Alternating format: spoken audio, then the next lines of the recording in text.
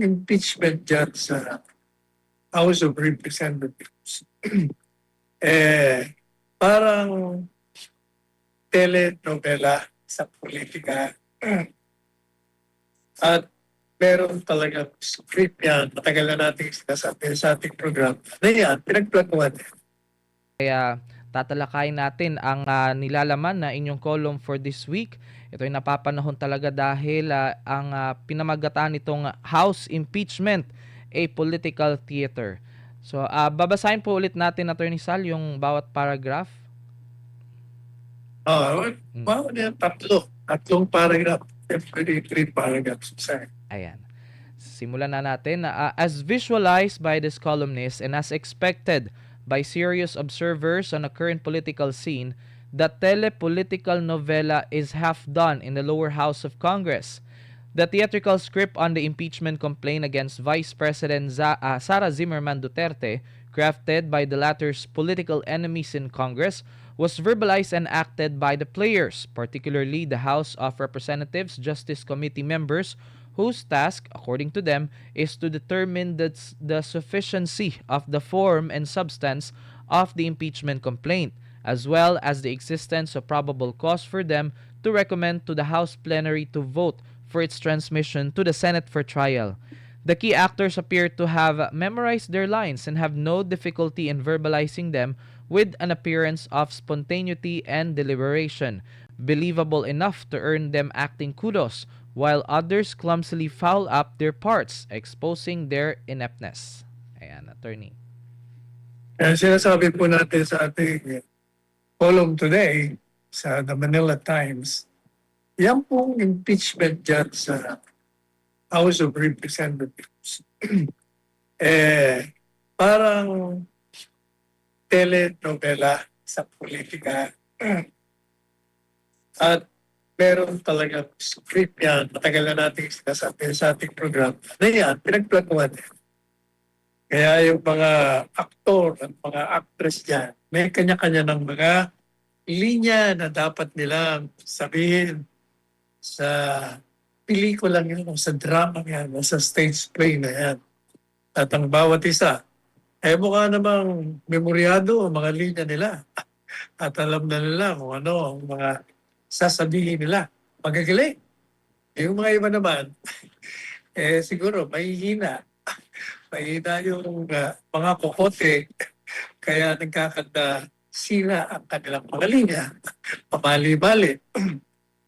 Pero maliwanag pa rin na ito ay ginawa ng mga kalaban ni VP Sara dyan sa Kongreso. At alam naman natin na layunin talaga, wala namang iba. Kung hindi tanggalin siya sa pagka-vice presidente sapagkat siya under the rule of succession sa Ligang Batas, ang papalit sa presidente, ano man ang mangyayari sa kanya. Kaya yan talaga, maliban pa dun sa kailan na yun, gusto talaga nilang tanggalin si VP Sara bilang kandidato sa Pangunahan. Yan o talaga ang political script na tinatawag. Nobela, may gumawa niyan. Kaya kailangan talaga bawat mga papel na gagampanan ng mga kasama sa pagplano at pagsira kay Sara ay kailangan gawin nila. Kundi mapupulilyasa sila. Pero sa ngayon, mukha naman ito okay ang palabas kahit nagwawala yung iba. Ayan. At mababasahin na po ba natin yung sumunod na paragraph, Attorney Sal? Sige. Ayan. The political drama, of course, refers to how they will execute the political plan to impeach the Vice President to remove her from succeeding to the presidency according to the constitutional rules on succession, and more importantly, to permanently bar her from being a candidate in the 2028 presidential election, given that credible surveys place her as the runaway winner in the forthcoming electoral battle for the highest office.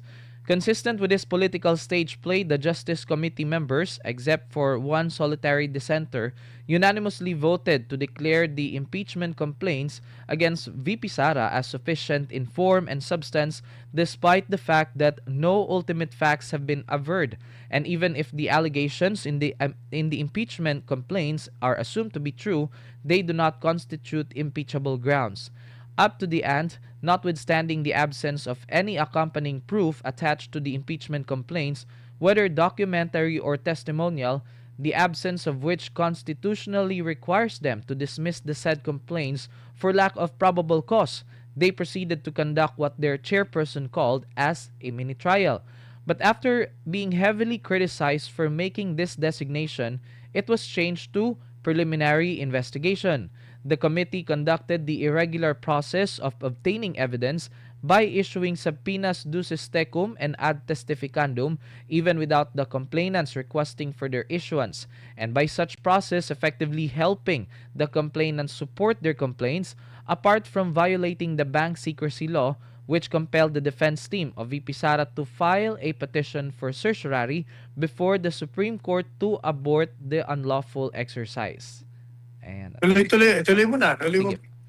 To complete the cast, the supporting actors from the Bureau of Internal Revenue and the Anti-Money Laundering Council cashed in their presence and performed their assigned parts. The Bank Secrecy Law or Republic Act 1405 prohibits inquiring into or disclosing bank deposits, example, savings, current and time deposits, including foreign currency deposits.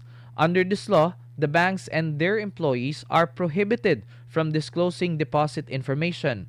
The Anti-Money Laundering Act or AMLA, RA 9160, prevents money laundering, protects bank account integrity, and criminalizes unlawful activities.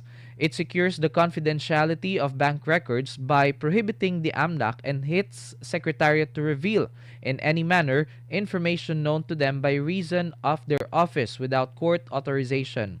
The Bureau of Internal Revenue or BIR is obligated to secure the confidentiality of the statement of assets, liabilities, and net worth or SALN under the Data Privacy Law or RA 10173. Despite the prohibitions imposed by the aforementioned laws, the Justice Committee compelled the officials of the said agencies to reveal bank records and on cue disclose them. On the basis of these prohibited disclosures, members of the Justice Committee voted unanimously in finding probable cause in the impeachment complaints. The other half of the political script against VP Sara is to be executed in a plenary voting in the House. Judging from the demeanor of the lawmakers, unless an unforeseen political catastrophe occurs that threatens their hold on power, it is almost a certainty that one-third vote requirement for transmission of the articles of impeachment to the Senate will be accomplished, thereby completing the other half of the political subterfuge. The added bonus to this politically deceptive play is the tempting opportunity for free media mileage for the players to enhance their chances for either their re-election bids or pursuits of higher office. It is also a platform for the detractors of VP Sara to dish out more black propaganda against VP Sara and former President Rodrigo Duterte. The impending Senate trial is an altogether different venture. Unlike their colleagues in the lower chamber, they cannot just be herded and follow the bidding of the masterminding power holders. They represent 24 republics and are generally fiercely independent and will vote according to their conscience and evidence before them, although rarely, or on the political benefits that await them, which is often. Their votes may depend also on what they perceive to be the people's temper and sentiment at the conclusion of the Senate trial. Reading the body language of the senators, the 16 votes required for conviction could be an impossibility. Ayan po, Attorney Sal. Balikan po natin ang pinaka-basis ng ating mga puro-puro obserbasyon sa nagaganap dyan sa Kongreso, particular na sa Committee on Justice, kaugnay sa ginagawa nila pagdidetermina di umano ng probable cause matapos na-determine na nila na yung aligasyon ay masustansya. Mm.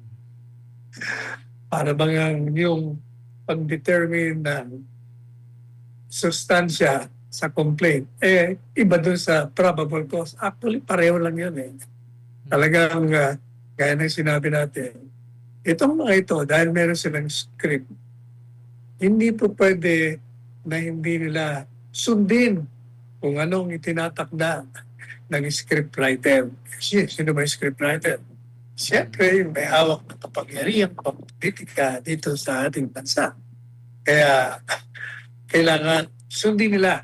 Kaya nakita natin, bawat isa ay may papel na ginagampanan.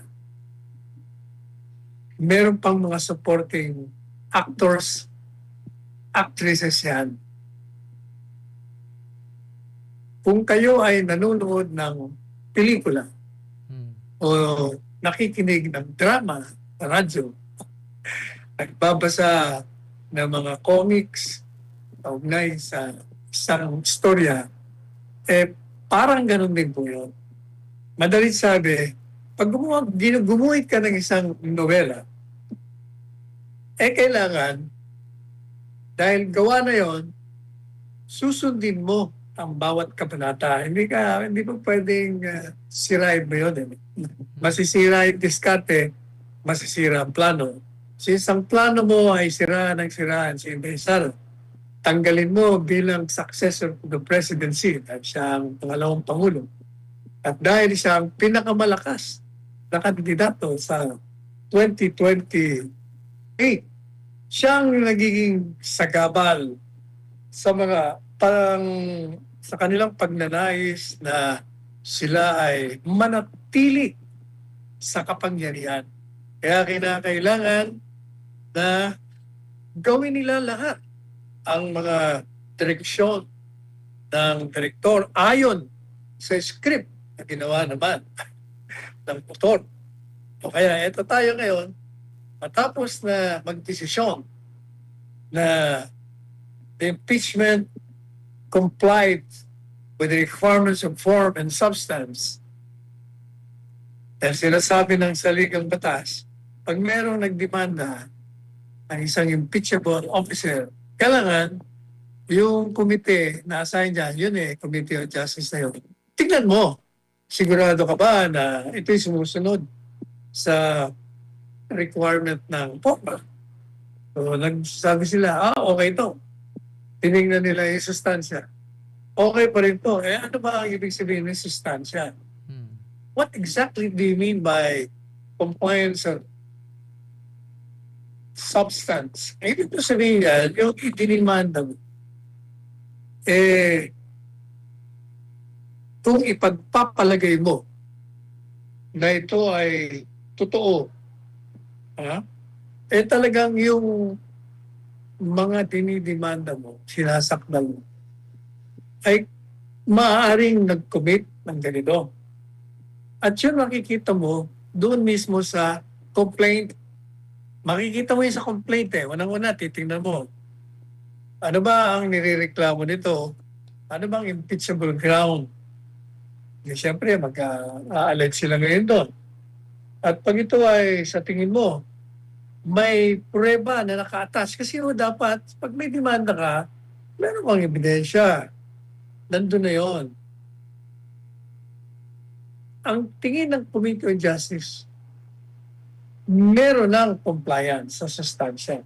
Ang tanong natin, meron na pala.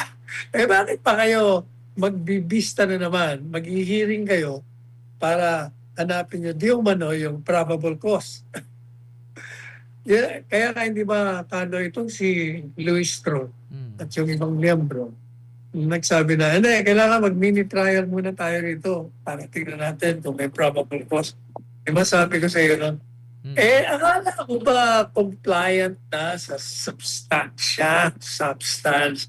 Ba't kailangan pa kayong hanapin kung maaaring ang nag-commit ng krimen itong si BP Sara? Masustansya na nga nyo Ibig sabihin, may mga ebidensya na dyan. Madalit sabi, tinuloy pa rin nila. Tapos nung sabi sa kanila na mali yung mini trial nyo, lumalabag kayo sa saligang batas. Ay, hindi ho. Preliminary investigation lang kami. So, preliminary. Pero gaya na sinabi natin, Pauli, yung preliminary investigation, ang mga piskal, ang ginagawa nila, pag tumanggap ng reklamo, babasahin ng reklamo at batay dun sa mga ebidensyang nakatikit dun sa reklamo, affidavit complaint. I-issue at kagad yun. Maliban na lang kung yung nagre-reklamo hihingi ng subpoena para i-produce ang isang dokumento o papuntahin yung isang testigo dahil kailangan i-validate niya yung mga sinasabi niya. Hindi ho ang piskal na magsusubpoena ng sarili niyang desisyon. Kailangan merong nakikiusap, hihingi ng permiso. Diyan sa Committee on Justice, kahit na wala naman nagre-request na complainant, nag-issue ng mga subpoena ad testificandum at subpoena tusis tecum. Kaya ang ginawa nila, si Madriaga, pinatawag nila. Wala namang humihingi kay Madriaga. Pagkatapos, pinatawag nila ang Biyaya, pinatawag nila ang AMLA, Council, pinatawag nila, ano pa? Yung Angko. Sino-sino pinapatawag nila. Kasi, wala silang makitang ebidensya. Alam ko ba, compliant in substance. Madalit sabi, alam niyo, pag ginagawa ko yun, na nagsusumpina ka ng kung sino-sino, ang hindi ka naman hinihingihan ng permiso o nakikiusap ang mga nagre-reklamo na isumpina mo yun, ibig sabihin, tinutulungan mo. Hindi naman yan ang trabaho mo. Ang trabaho mo ay mag-prosecute on the basis of the evidence you receive and determining that there is probable cause. Yan ang trabaho mo pero ang ginagawa mo, tinutulungan mo. Bakit? Kasi kasama sa script, yun ang papel na pag hindi na ipakita ang prueba, kailangan mag-casing expedition kayo kasama yun sa script natin para magamit ninyo yung plataforma na patuloy ang inyong paninira, patuloy ang paghanap, pagkalap ng ebidensya para sigurado na tanggalin natin si Bibi Sara. Yan ang script. So tinuloy nga nila. Tinawag lahat. Ito namang mga bugoy na mga nasa sa mga institusyon na pinatawag. Dahil either hindi na papel kasi nila papel nila yun sa script. At sa totoong buhay naman, takot naman silang makulong o matanggal sa pwesto, kaya kailangan sila mag-cooperate. Kaya nagpuntahan naman. At kahit na under the Bank Secrecy Law, bawal ang magbigay ng impormasyon ang bangko at ang mga empleyado ng anumang nakalagay dyan sa account mo. Yung pera, yung bilang ng pera, kailan ka nag-deposito, kailan ka nag-withdraw, kailan ka naglagay. Bawal mo yun. Ganon din po sa anti-money laundering. Bawal actually. Sa BIR, yung SALN, bawal din yun. Pero kahit nga bawal, dahil yun na nasa script, tinuloy nila. Kaya nakita natin, yun ang nangyari. Kaya ano pong sabi natin, sa ngayon, yung script, kalahati na ang isa katuparan. Naganap na. Kasi kahit na walang ebidensya, ang ginawa po nila ay nagbigay na sila ng rekomendasyon sa House Plenary. Tatanggol nila ngayon yung kanilang rekomendasyon na ibigay na sa Senado para magkaroon ng paglilitis. At yung pong plenary naman ay magbobotohan. Kaya yung kalahati ng script tapos na. Kasi yung kalahati ay tumutukoy lamang yun doon sa gagawin niya sa Committee on Justice. Pag natapos sila sa Committee on Justice, yung botohan naman ng mga miyembro ng Kamara de Representante, yun ang kalahati. Pero dahil ang script ay kailangan ituloy ninyo, puntuhan nyo, makukuha nila yung totoo. Yan ang nasa kinakang nobela eh. Mm. Kaya sabi nga ho natin, yung dating 200, alam mo yun, 215, Yes. hindi nila makukuha yun. Pero yung 1/3, 106 yata yun, makukuha pa rin nila. Napaka malaking milagro na lang kung hindi nila magawa yun. Kaya sabi natin, pag nangyari naman yun, di tapos na Mm. yung political script. Pagdating naman sa Senado, iba ang labanan doon. Iba ho kasi it's a different animal. Dahil doon, hindi kagaya ng mga nandyan sa Kongreso na kayang-kayang hilahin, kayang-kayang takutin, kayang-kayang bayaran. Itong mga senador, medyo may kanya-kanya itong republika eh. Meron silang mga kaharian na sila, mga hari. Kaya mahihirapan. Kaya pagdating sa Senado, magkakaroon ng paglilitis. At pagkatapos ng paglilitis, magbubutuhan sila. Magdidesisyon.